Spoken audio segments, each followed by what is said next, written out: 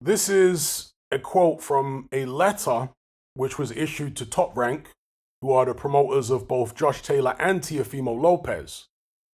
It says, please be advised that in the wake of the recent postponement of the Josh Taylor Jack Catterall WBO voluntary defense, the WBO World Championship Committee is hereby ordering the commencement of negotiations for the mandatory title defense obligation in the junior welterweight division between Josh Taylor and Teofimo Lopez. Goes on to say, the camps herein are granted 10 days upon issuance of this notice to reach an agreement, or purse bid proceedings shall be conducted pursuant to WBO regulations of World Championship contests. So the WBO, in short, have ordered Josh Taylor to fight Teofimo Lopez. However, there is a caveat, because the WBO have also sought medical proof from Josh Taylor that he was actually injured, hence pulling out of the Jack Catterall rematch. I don't know whether this will interfere or could potentially interfere with him fighting Teofimo Lopez, as in if he can't come up with the medical proof that there was a genuine injury there, maybe he'll have to go ahead and fight Jack Catterall instead or before facing his mandatory and Teofimo Lopez. I don't know. But it is an interesting situation.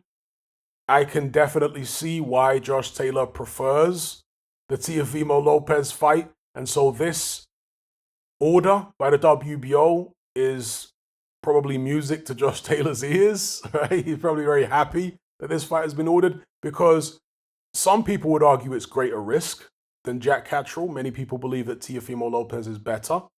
I'm not saying that definitively. I'm saying this is what many people are going to believe for sure. But as much as it may be greater risk, it's much greater reward. More money on the line, more prestige. Beating a Teofimo Lopez looks better on your resume at this stage than beating Jack Catterall. Something which he already has on his resume, right? I mean, was the first fight a draw, or was it a win for Josh Taylor? I forget now. But either way, having a rematch with Jack Catterall, he would have the opportunity to get a win. But which looks better on the resume and which pays more? I think that's what it comes down to for Josh Taylor.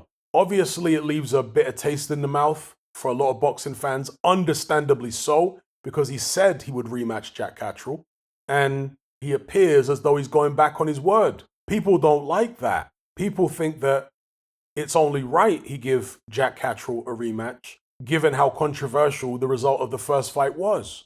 So it will be one thing to just never give him the rematch, but to say that he will, to sign for the fight, and then pull back and go in a different direction, yeah, that's too much for a lot of people to take. And I think the public, I don't know about in Scotland, but the rest of the United Kingdom are probably starting to sour. The feeling is starting to sour towards Josh Taylor at this stage. So anyway, let me know what you guys think in the comments below. What do you think is going to happen? What do you think is most likely? Will Josh Taylor fight Teofimo Lopez next? Or will circumstances conspire to force him into the Catterall rematch instead? Let me know.